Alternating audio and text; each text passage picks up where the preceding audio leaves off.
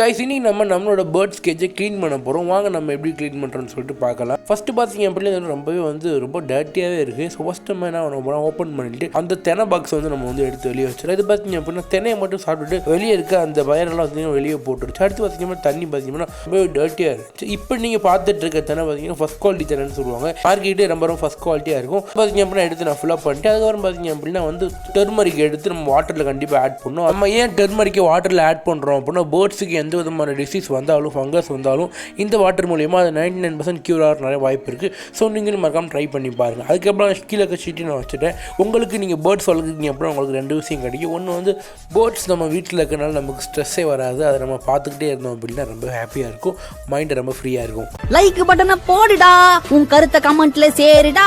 இந்த வீடியோ பிடிச்சிருந்தா மறக்காம சப்ஸ்கிரைப் பண்ணுங்க மக்களே.